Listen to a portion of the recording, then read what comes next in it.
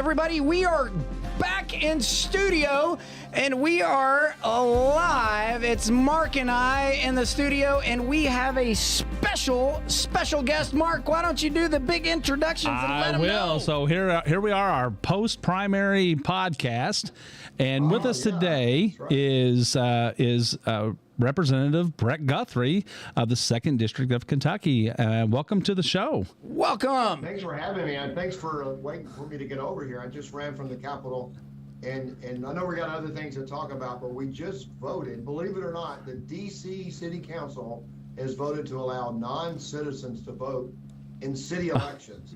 Well, Congress technically governs Washington, D.C.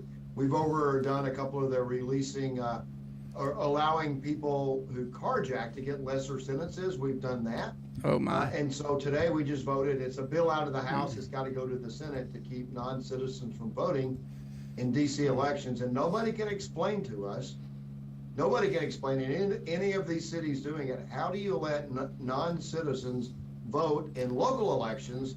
And if there's a federal or ballot on the same page, how do you keep them from voting in those? And nobody can explain that to us, so we want to get rid of it. It's concerning what's going on at the border. That's crazy. Taking advantage of the other side of the aisle, taking advantage of people coming here who are not citizens and not allowed to vote. I mean, that seems so crazy to, at least to us here in Kentucky, in rural Kentucky. It's, we really feel like, we already had the fear that the Democratic Party was building up illegal migrants here in the state, so that someday they could give them amnesty and allow them to become instantly become citizens. That would then they felt would overflow their ballot boxes.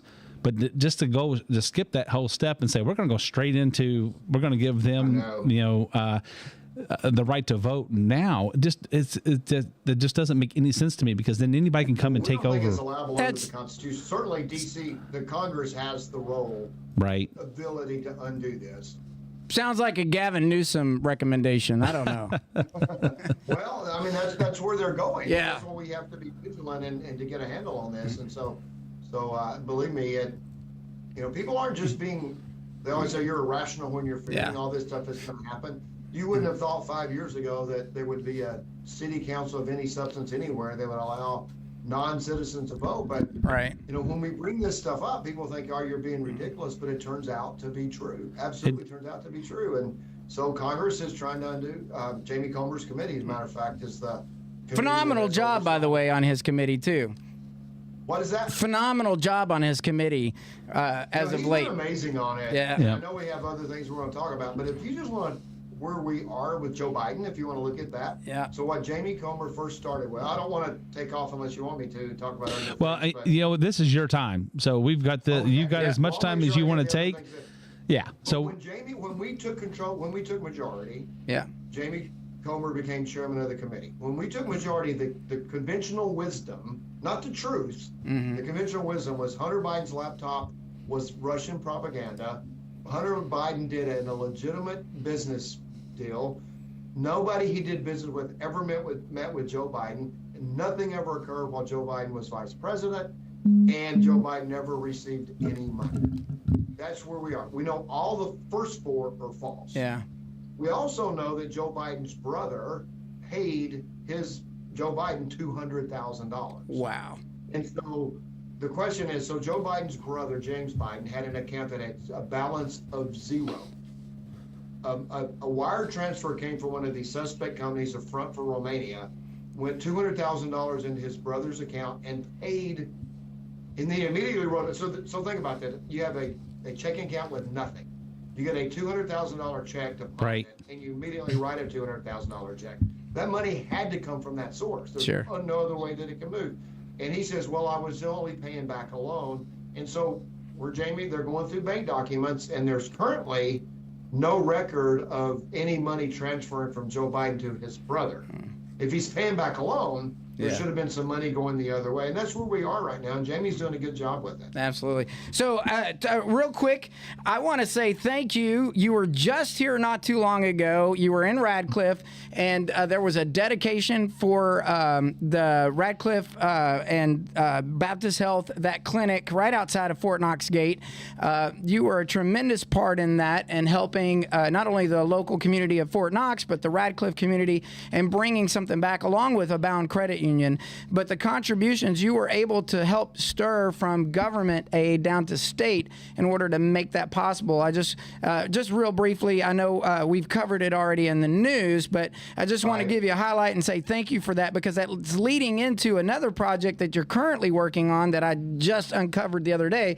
But it looks like we're trying, I know it's a long ways away and it takes a lot of time, but with the emphasis that's going on in Fort Knox, I believe there's another new project to help Fort Knox out, and that's hangar spaces. Could you talk a little bit about that real quick? Yes, I always say, don't thank me, thank the taxpayer. Sure. Yeah. We thought it was a good use of taxpayer funds for what happened with the hospital. Yeah. Because since Fort Knox no longer has a full functioning hospital at Fort Knox, Yes. a lot of active duty and a lot of retirees are on the economy. Yes. And so we wanted to be convenient to where they live. And I think that was fair to do. And they have a good facility that's right outside the gates of Fort Knox. Yes. And so active duty soldiers on post, you know, they do get some services on Fort Knox, but given in our retirement, Yeah. a lot of our retirees live in the area. A lot live in Meade County, so it's easier to get to Radcliffe than That's it right. is to downtown. Yes, sir. Elizabeth. Or Louisville. So one of that. The other one is the Air National Guard needs a new hangar so they can put new locations there. We're trying to continue to make Fort Knox indispensable to the defense of our country. Yeah. Because we do have a $1.7 trillion budget deficit that we have to deal with. Yeah. We have to deal with it, and tough decisions have to be made.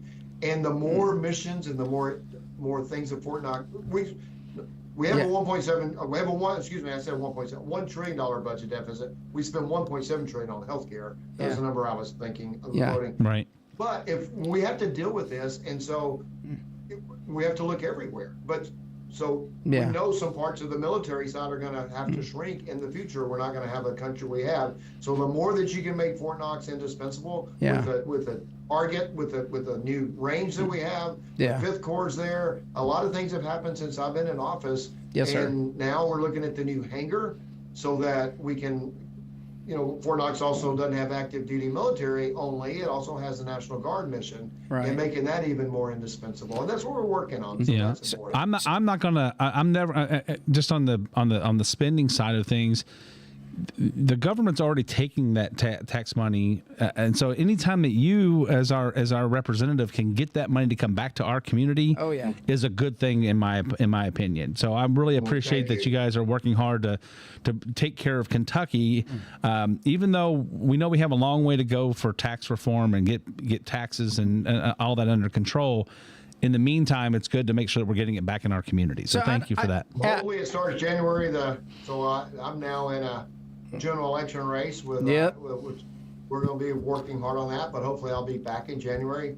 We really want it to be at noon on January 20th for us to begin really dealing with this budget deficit. And I think President Trump will sit down and try to do what, and he said, you know, he's not going to cut benefits to seniors. And I'm glad that he's put that out there, but we're all going to have to figure out how to grow the economy, but also spend less. So I got another thing. I just kind of want to say this, but with that focus on Fort Knox, and I don't think a lot of viewers really understand, but that new air range is an air-land combat range, and it is the largest air combat range on this side of the Mississippi, which actually does save the government a lot of money because most of those training facilities are out in the desert on the West Coast. So because we get and people will be flying in from all over the eastern coast, so it's not just Fort Knox soldiers using it. It's the military will bring people in, so it'll help the economy. It'll do a lot of other good things. Plus, it continues to make Fort Knox 100% important and indispensable to the military. But talking about spending, so the one thing we want to work on spending, and you had a question on what's going on in our colleges. And I know that we had a vote the other day based on what the protests happening on in our college universities. Right. And so there was a bill. I know there was a definition that was used, what's in law on anti-Semitism. And I just want to, and people say, well, what if I, proclaim my religion and it's viewed as being, anti-Semitic. And So nobody is affected individually by this law. What it says is if you don't protect Jewish students who are on campuses to go to school, the same way you to protect other students, then you don't get federal funding. So all we want to say, what the purpose of the bill was, and is there's no individual penalty, so they can't go after a church, you can't go after an individual, right. You can't go after anyone. But if the university does not maintain a campus where Jewish people can go to school and feel safe, then they should not get. It's amazing how much federal dollars go to places like Harvard and Yale and a lot of other schools. And all we're saying is that you just have to provide a safe space for people to go to school, and you can't, you can't treat people in the way that's being treated. And the definitions of anti-Semitism, I know, is from previous law, and some people have concern that, well, if you proclaim the different religious beliefs, you could be viewed as anti-Semitic. If you, and so we're sensitive to that. But the only, I don't know, punishment's the right word, but the only consequence of this bill was that you have to be a university, can't be an individual, and the university would not receive funding. Well, some people have conveyed that it's their worry is that it's a slippery slope. That once we get into this and we start trying to define it, we know that obviously the left has defined it very they've basically chosen not to define anti-Semitism so that they can basically say everything's anti-Semitic or not anti-Semitism. And so now that we're trying to define it to bring some balance, a lot of folks are worried that it's a slippery slope, that once you go down that trail, it becomes right now nobody's going to use it against a Christian, but what happens in 10, 15 years, maybe, things happen and you see people start to, maybe, somebody starts coming down on Notre Dame or something like that because, of their Catholic principles. Right. You're right. Because, if you say that if you're a Catholic university and your premise is, Jesus Christ is the way to heaven, is that if you say there's no other way, then is that being anti-Semitic, anti-religious? This doesn't deal with it. It just doesn't deal with that. And we always have to be vigilant, but you can't not protect students on campus today because what some future Congress may do. So we have to deal with what Congress is before us. But I would argue that if you made any religious claims such as you can't make your religious statement, that violates the First Amendment. Yeah, anyway. and I think that a lot of other. I think everybody agrees with you. Sanctioned to put in jail, but universities that have a hostile campus are not, and people are being hostile.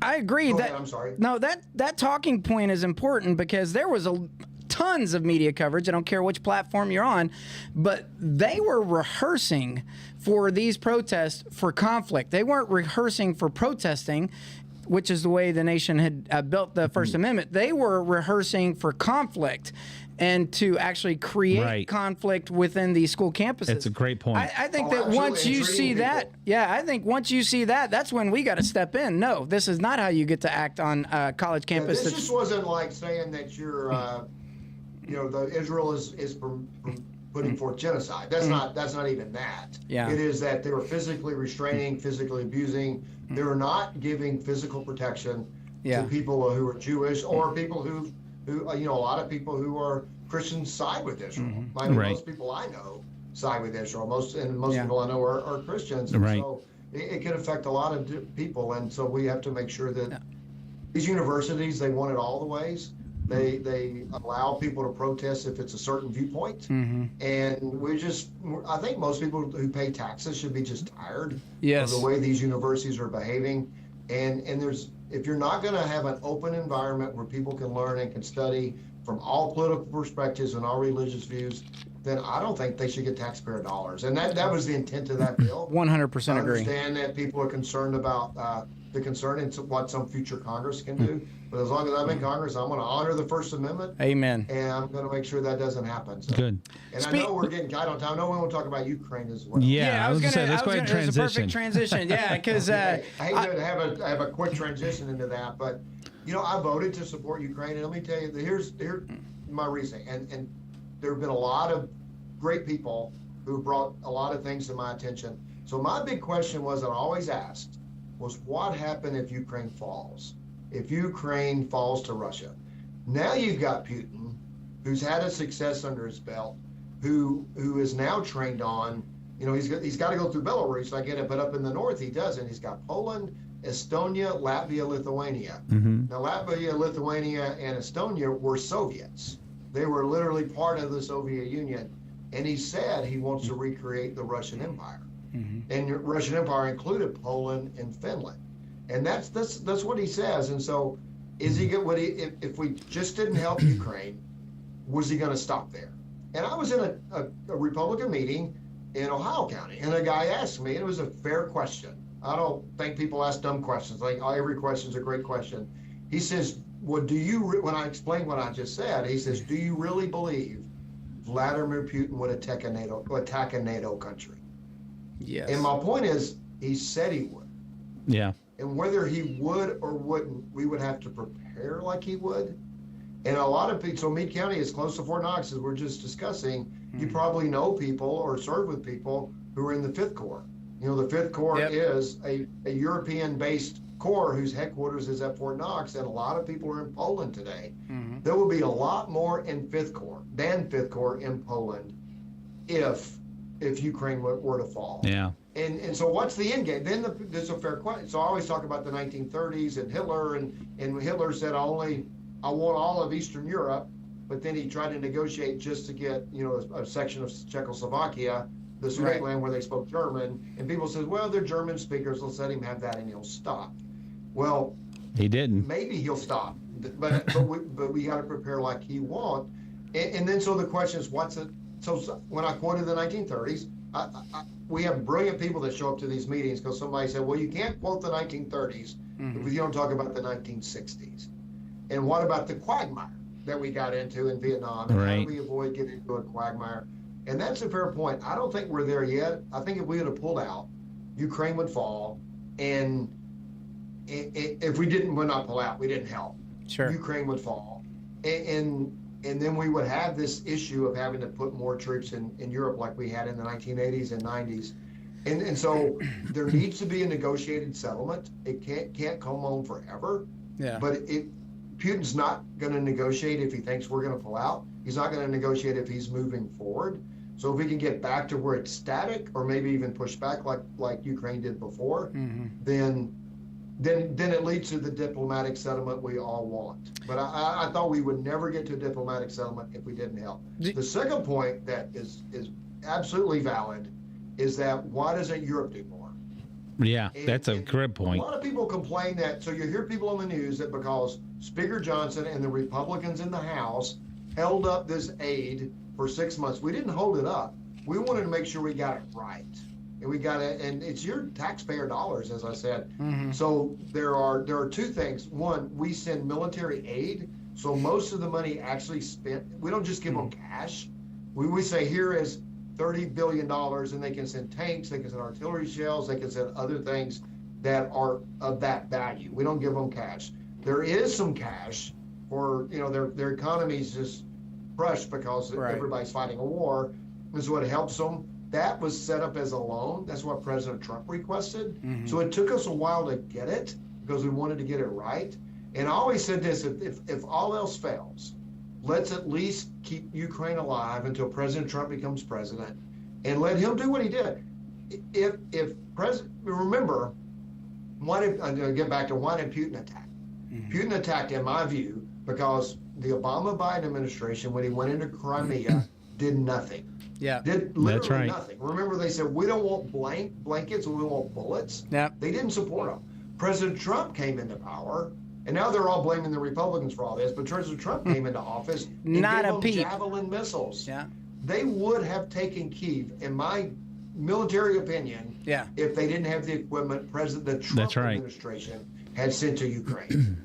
And I don't know why President Trump doesn't get credit for that. I don't know why he doesn't take credit for that. Well, we all know why Trump doesn't get credit for a lot of things, but anyway. Yeah. Well, the phone call that Vladimir Zelensky that he got impeached over was talking about delivering the javelins, and even Vladimir Zelensky, when the trial was going on, said that he did not feel any pressure from that phone call to do an investigation. He dismissed everything that Adam Schiff was saying. Yeah. Of course, Adam Schiff at the time, who holds Vladimir Zelensky up as, and I think he's fought a brave fight. I give Vladimir Zelensky credit for what's going on, but Adam Schiff, who holds him up now as higher than anybody, was saying that, well, he just felt the pressure, and he wouldn't turn his back on President Trump. So he essentially said Vladimir Zelensky didn't tell the truth. They didn't felt pressure. We see how tough this guy is. Do you think you don't think he told what he thought was the truth about President Trump? Wow. It's funny how Democrats use Vladimir Zelensky when he's in their benefit, and they throw him the other way when they're not. But having said that, that's why I think if we can keep him to when President Trump gets into power and give the opportunity for us to have some kind of settlement that President Trump's capable of doing. Well, the other thing that made Putin attack, if you think about it, one, Obama-Biden did nothing to help when he attacked Crimea, which is Ukraine. Mm-hmm. And then he saw the absolute disaster of Afghanistan. Yeah. And in the disaster, the decision that Biden made in Afghanistan and the way that they completely failed in pulling it off, they made a bad decision, made it worse by the way they executed it.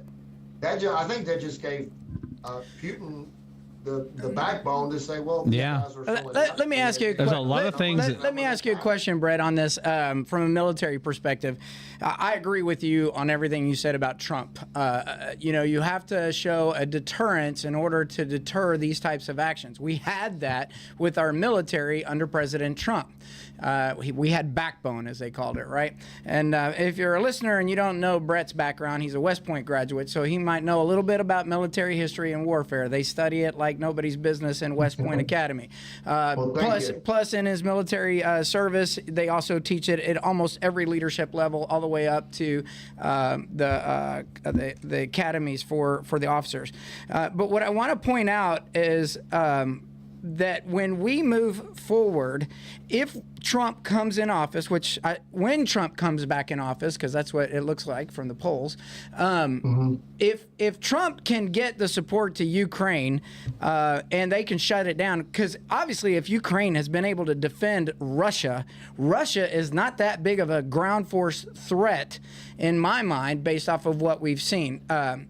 I know you probably agree to that, but the real problem is that Georgia and Ukraine have long been wanting to become part of NATO. I don't think we should be threatened anymore to let them and worry about Putin's threats of, he's going to destroy that country, because he's had almost well over a year to try to destroy Ukraine. Do you think that would be a future opportunity that we should shoot for, so we just remove ourselves from these situations in the future? Well, so I'm not ready to say that Ukraine or Georgia should be part of NATO. There are observers. I'm on a NATO committee. Yeah. And the reason is it does bound us to send American men and women if they attack. And I'm not ready, and I don't think most of America is ready to send American men and women to fight for Ukraine today. Physically, that's why I think it's important we support them where we are. So I think we should absolutely support Ukraine to bring them in the alliance where it triggers that we have to send our men and women into battle. We're there with Estonia, Latvia, and Lithuania. They are in the alliance. Yeah, right. We do have a treaty to say that we have to send our American men and women. And so I think we need to be careful when we expand NATO, just because the implications of bringing our men and women forward. But I kind of got ahead of myself. So in the gap between the last 6 months Ukraine has not run out of money. People keep saying because of Speaker Johnson's deliberate and measured way of responding, right, it's put Ukraine in a bad situation. They never ran out of money. And this is what people need to understand. Germany and Europe has stood in the breach. And they put over 100 billion euros into Ukraine, and they absolutely should have. And if we had sent the money in October like they were asking for, I don't believe they would have. And so by us being deliberate, it's forced Europe to stand tall. But the problem, and I'm an old artilleryman, is that Russia can outproduce the West in artillery shells. So even though Ukraine had the money for artillery shells, now they're getting more artillery. We're paying for more artillery shells. They're not getting the money, but we still can't make them as fast as Russia can make them, and that has completely exposed. So a part of this Ukraine package is so they keep saying it's $60 billion for Ukraine. It's actually $30 billion in military equipment for Ukraine. The other $30 billion is for us to rebuild our military infrastructure that the Obama so that we can manufacture again. Completely let lapse. And President Trump was trying to strengthen it, and hopefully coming in January. But that's what we're trying to do, is rebuild our fleet. So I know the two big things we want to talk about tonight, and I know I got another meeting I got to run to, but is that the definitions in the law I passed about the anti-Semitic actions on campus is only funding from your tax dollars that go to these, most of them elite, self-appointed elite, I would say, right, universities, if they don't protect all students and they allow instances of anti-Semitism on campus. That's all that affects. And mindful of the slippery slope, but that's what that affects. And the other one is, I do believe if Ukraine had fallen, we would have to spend more money in Europe than we're spending now. And by keeping Ukraine alive, if we do, they stay alive, which I believe they will until next January, because what this, and then I know I'm getting another subject, but it's tied to this, what this administration has done, if you think about a colossal failure in foreign policy, our two biggest rivals in terms of military might or economic might, Russia and China, not really Russia on the economy, have united now. They're uniting. I'm not saying I was going to bring that up earlier because it strengthened their relationship. And we have allowed that to happen by our State Department. They're inept, and it has real consequences because they think people should behave like they want them to behave. They always criticize Trump for trying to make relationship with President Xi of China. He had him in Mar-a-Lago, trying to make a relationship with President Putin, and even trying to make a relationship with Kim Jong-un. And they're saying, well, he's doing it like nobody does it. That's not how diplomacy is supposed to happen. No, he didn't pull it off with Kim Jong-un, but he certainly didn't have the nuclear test that he's doing now. Yeah. He didn't pull it off with Xi, but he didn't have him uniting with Russia, and he didn't pull it off with Putin completely. But he didn't have Putin going into another European country over across their border. And so this intellectual, self-appointed, elite, Ivy League thinking is disastrous. It's proven to be completely disastrous for the world. And let me finish with it. So I don't want to do all the talking, but I do have to go. But I was talking to a European, another member of parliament for Britain, and they were talking about President Trump. And I said, isn't it funny, Europeans don't like President Trump, but they sure loved Europe. The way the situation in Europe when President Trump was president. Yeah. And he goes, you know what, that's a really good way to look at it. And we need to explain that more to my colleagues. Yeah. Well, Brett, I know you have to go. I got one quick question. Congressman Guthrie, what is the best news source in Meade County? The best news source in Meade County, where you're listening to it right now. That's right, the Messenger paper. That's right. Go ahead, Mark. So I appreciate you purchasing that. Yeah. So Truth is the best news source in Meade County. Yeah. There you go. Thank you. So Brett, I know you're going to be traveling around. You're going to be back home soon, right? Yes, we're going to be in Meade County. I think it's next week. Okay, good. We're looking forward to hopefully we can get together and excited to see you. And and Brett, you're always welcome to come on this show anytime 100%. You want. We're not, hopefully we don't just give you softball questions. We want to ask the questions that people are asking us and make sure that that's getting out there and not just ask you in private, but so that you have an opportunity to talk to it. And I think that's an important thing. I think that you've always been fair and open to us.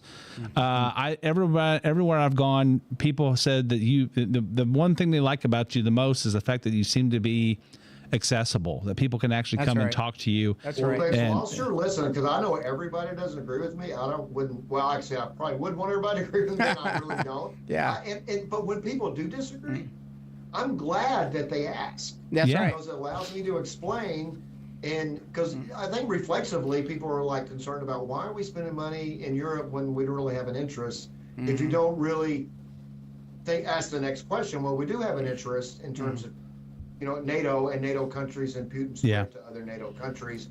And if you separate those two, it isolates Ukraine. Says that's their war. People can make that claim, but I'm just afraid it's going to drag us in and cost a lot more money than we're spending now. Yeah. And I do think the Calvary's coming in January. Yeah, I do we're too. Gonna have a different scenario, hopefully. My goodness. Our voter turnout yesterday was not very good here in Kentucky at all. I think we got to 13% or something like that, 14%. Yeah. Overall, Meade County was really light. So, Brett, you're strong, particularly in our battleground states in this fall. Yeah. Brett, your final thoughts and going into the general election, and we'll give you your time back. We appreciate you, but give us your final thoughts going into the election. Well, I do believe I think we're gonna win the Senate. I think West Virginia is a given. So at worst, we're tied. There's not really a Republican seat that's on the. They keep saying Ted Cruz in Texas. Right. There's no way. I think that he doesn't win that re-election. Now we've got red state places that Trump's going to do well. President Trump's going to do well in Montana. He's going to do well in Ohio. Michigan's in play. Maryland's in play. Yes, sir. And so there's a New Hampshire's in play.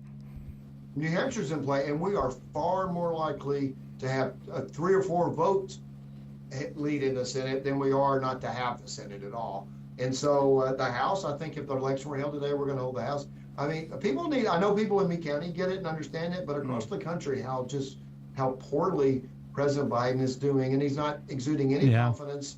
And it is if we have the election today, I think we have a 2-vote majority in the House. We need more. Yeah. We could be 15 to 20 vote majority. We win the Senate, and I absolutely believe President Trump will win the presidency if the vote was taken today. We just got to make sure that we work as hard as we can and make it happen in November. Yeah. So, thank you again. Thank you for coming on. And we'll go ahead and wrap up because I know sometimes it's hard to get away from these conversations, but so I appreciate it. Hey, thanks for the opportunity. Thank you for coming on. And I think we're going to switch gears here in a second and start talking about the results for a few minutes from yesterday. And then, Brett, thank you so much for coming on. I know you're a busy man, and it's always great to hear from you. We will see you next week. We'll see you next week. See you next week. Thanks, Brett. All right. It's always good to hear from our representatives and such. So I honestly thought that was a great interview, especially because it's nice because he gives us the behind the scenes, and we're not stuck to like a TV station, where you only get to hear like the blurb. Blurb. Now we get to hear, and we can ask him questions about the background, and he's willing to tell us. Yeah, he would have stopped. If he didn't have a time and a schedule, he would have probably talked to us for like an hour. But I just appreciate getting him on and our audio working so everybody can hear it. Yeah, that's always we've had challenges in the past, but this was a good. I think this was a good one, and I think that and I think he'll come on again and again. Yeah. It'd be great if we can get him in studio one time. In the near future, hopefully as the election rolls near, maybe we can get him into Meade County, and absolutely we can put him on live here in the studio for a little bit. Mm-hmm. But let's talk a little bit about the election results yesterday. I think so. Absolutely. Let's get into it, Mark. So yesterday, we had the Kentucky primary. I think it's absolutely it was absolutely no shock at all that Donald Trump won the Republican nomination here with 85% of the vote. But it does still, the concern I have about that, he got 85% of the vote, 15% voted for other people because they didn't, obviously didn't drop off. I don't know if we had the up or down report, like they didn't vote at all or whatever. So we have an uncommitted line on it as well. So the uncommitted line was 4% of the vote. About just under 9,000 Republicans chose not to vote for any of the. But if you look over at Joe Biden, Biden was 18%. Did not vote uncommitted. Right. So if you take that 18% and the other, how much will that impact in the general election if they vote for Kennedy? I mean, Kennedy was, because you don't even see Kennedy in these numbers right now because he's running on a different party, on a different ticket. But so of the Democrats that came to the polls yesterday, Joe Biden only received 71%. Yeah, and that's a concern. I saw that it was in my notes from when I was going through the results yesterday, but then I heard it on the news last night on KET when they were going over their results, and then I heard it again I think on Fox News this morning that that that number, and they were talking specifically about Kentucky, because Kentucky, I think, were we end up being the only one that had an election yesterday, a primary yesterday? Yep. We really got to figure out if we can move that. I know that the parties don't really want us to, but we've got to get ourselves moved up in the schedule. There's no reason for us to wait till the end of May. No, we should have been doing at it this in point. March, April. Nah. But it is difficult for the candidates to get to all the states, so spreading them out helps them with their campaigning. But at the same time, it's like, come on, you can't leave us hanging out here at the end of May. Nope. I mean, we've already had our state convention. I would tell you, I think that everybody should vote on the same day, just like we do the general election. All the primaries should be held on the same day, and then we're done. Yeah. You go make your rounds for the year up until the primary day, and everybody's done. I mean, each state gets to pick that. And I get it. But so I believe in a range. I think it's okay that Iowa and them all go first up front. But for us here in Kentucky, I mean, being in late May it kind of pushes us completely out of the focus of anyone, and it's hard for us to drive voter turnout. We had, I think, the overall voter turnout for yesterday, statewide, I think got to about 14%, something like that. I was trying to find that here, but I guess I don't see that on this page that I'm looking at. But it is definitely here it is. It is 12.71%. So it didn't even make it to 13%. 12.71% statewide. Meade County was 11.31%. And I get it. Everybody looks at it and says, hey, well, it wouldn't have changed anything for me to go vote. But the one thing it does change is it helps give more confidence and to your candidates, to make sure that they know that you've got their back, that they're willing to push forward, and they know that that not just with your vote, but that you're more likely to give them financial backing and things, because it takes a lot of money to run campaigns, especially a nationwide campaign. I mean, you look at what they spend on like a governor's race in Kentucky, or heck, just look at what people spend on a local election, like a judge executive or what have you. We figure that a judge executive race probably, a decent race is run between $20,000 and $30,000. And some have spent as much as $50,000 or more on that race. You could say the same thing about your state reps. It takes money, and a lot of and people say, well, why do they just pay it for themselves? Well, it costs a lot of money to advertise. It costs a lot of money to put, not just to run the ads, but to put the ads together. You have to have, graphic artists. You have to have, you're trying to, you get a lot of volunteers that go out and knock on doors. And here in Meade County, a lot of our local elections are run off of volunteers that have talent, and they loan their talent to the campaigns. You might have somebody who's a graphic artist. Well, they can do the graphic work for multiple candidates, and we try to find that as a party. We try to find those folks and share them out and say and ask them if they, and most of the time they're willing to help. But anyway, back to the results. I mean, in Meade County, we had really just two races on the Republican side. And there were two races on the Democrat side. So the two races for Meade County on the Republican side were the Republican nominee for president of the United States, Donald J. Trump, won with 90% of the vote in Meade County. That was a total of 1,509 votes out of 1,668 cast. The second place was Nikki Haley with 3%. Uncommitted was another 3%. So that was uncommitted was the third. Ron DeSantis came in with 2%. Vivek Ramaswamy had 8 votes, so it didn't really didn't make it to the percentage. So it's that's like just a fraction of a percent. Ryan Binkley again also 0%. He had 6 votes, and then Chris Christie garnered 4 votes. And again, didn't make it, no percentage there. And if you look down at the state senator, the state senate race for the 5th. Meade County is part of is one of 5 counties in the 5th senatorial district. And in Meade County, Stephen Meredith defeated Thomas Ballinger with 69% to 31% of the vote. 1,625 ballots were cast in that race, and again, there's about 43 votes that didn't get cast in that race that were cast in the presidential race. So there was 43 undervotes there, but 1,125 votes for Stephen Meredith and 500 votes total for Thomas Ballinger. And then if you want to just to flip over on the presidential side, Joe Biden had about 59% of the vote in Meade County. 23% of the vote was uncommitted.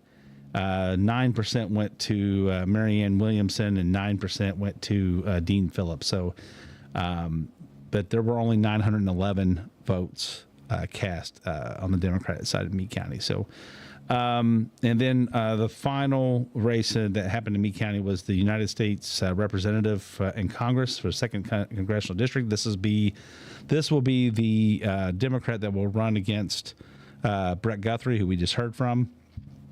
Hank Linderman garnered 57% of the vote, and William Dakota Compton took up 43%. So again, there were 873 total votes cast in that election.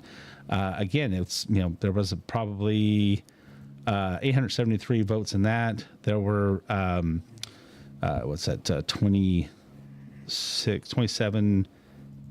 38 votes. 38 voters voted for president in the Democratic side, but did not vote for their congressional 2nd district congressman. So, but I mean, overall, I'm really disappointed with our turnout. It's hard to, again, part of the problem is that it's late May. People are already starting to think about the vacation. School's wrapping up. I really think that, if we could at least get into April, it would be a better turnout. Yeah. Get people thinking about this a little bit, a little easier to get them thinking about it. But I think overall, we're proving to be still a strong conservative Republican county. Our voter registration is at 23,000 even.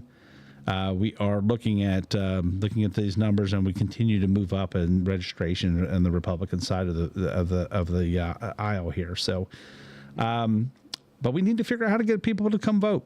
Now, I think that this is going to turn around big time when we come to vote in November. So here's what I had an interesting conversation today.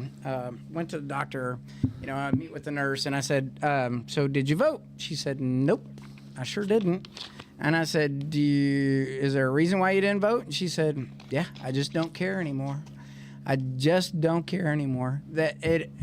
She didn't want to vote because she didn't like either of the candidates. She didn't want to just vote for the lesser of two evils because both have a black eye for whatever reason or however they're portrayed between all of the media sources, and they don't know what to believe. And it got me to thinking, if it was mandatory to vote,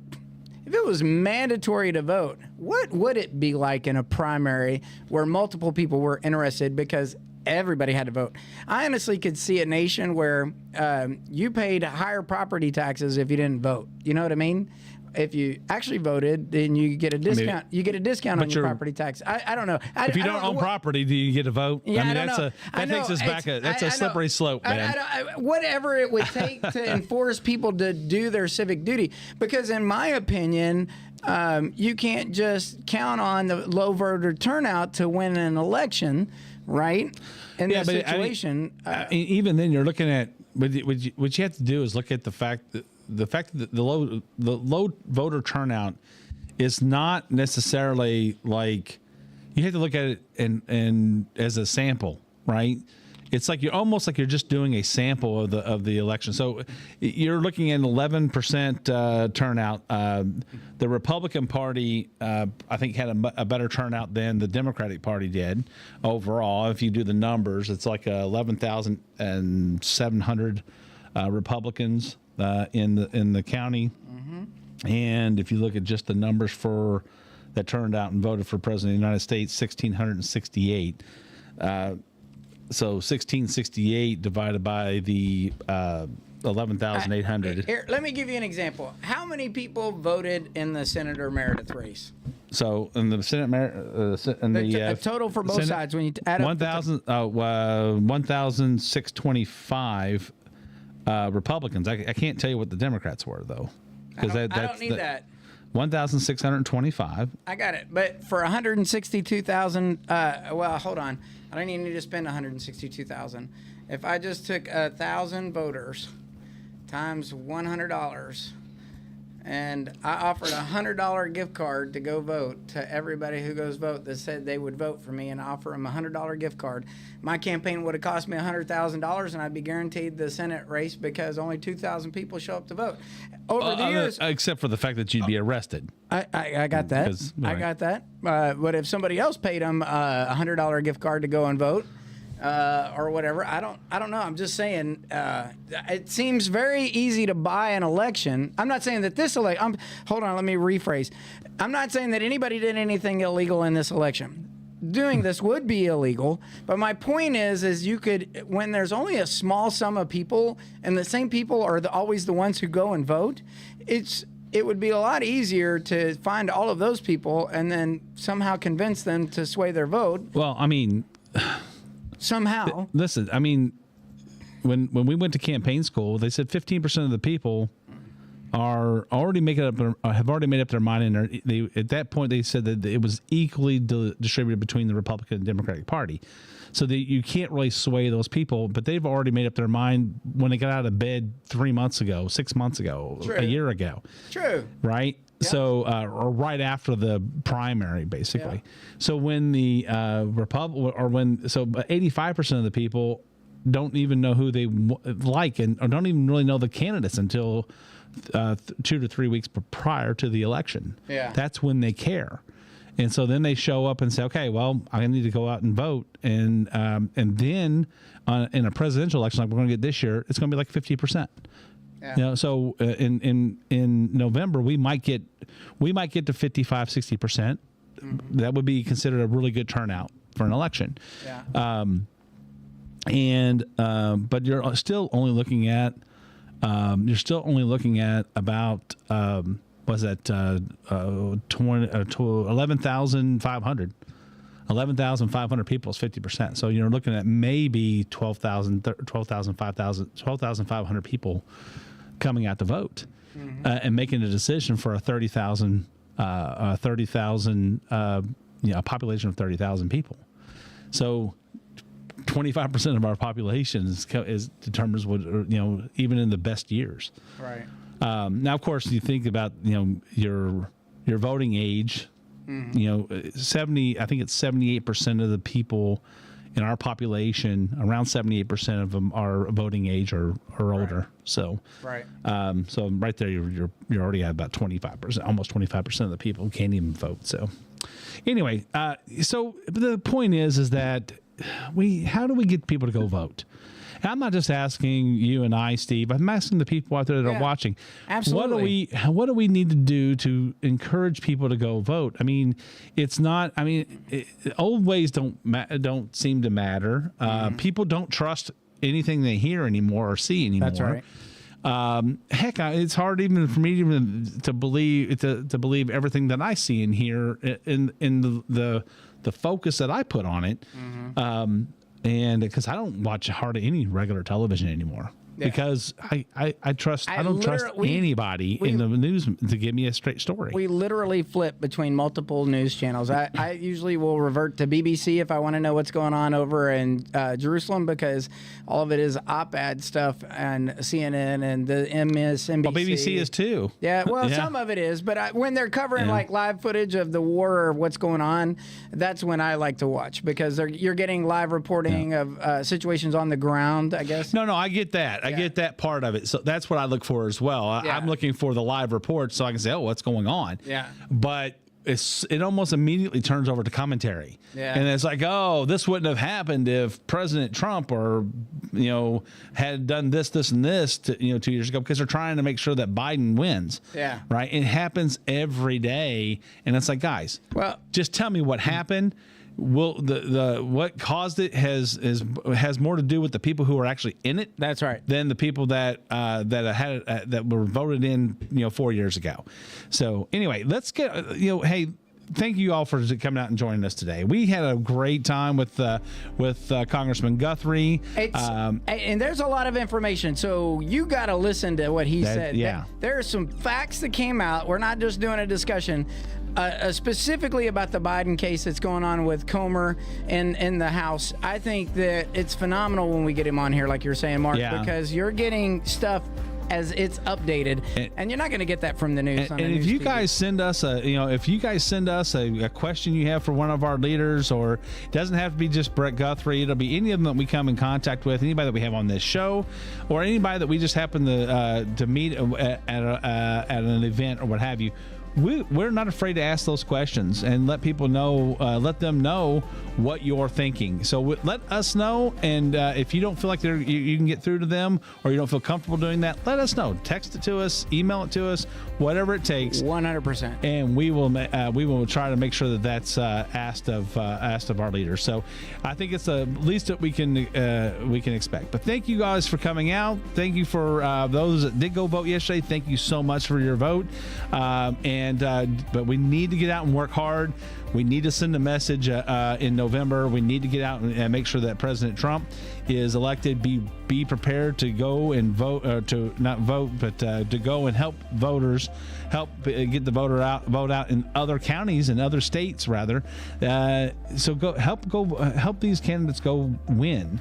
Get behind them. Call your family in those areas. Let them know that, hey, we need their help to get these people elected. So, hey, one more thing. You see the hat right in front of Mark? They are for sale. That is the Messenger logo. It's actually Meade Media Group logo. The Messenger KY is just one of its assets. So if you're looking for a new look with the big M on the front of it, come see us, Mark.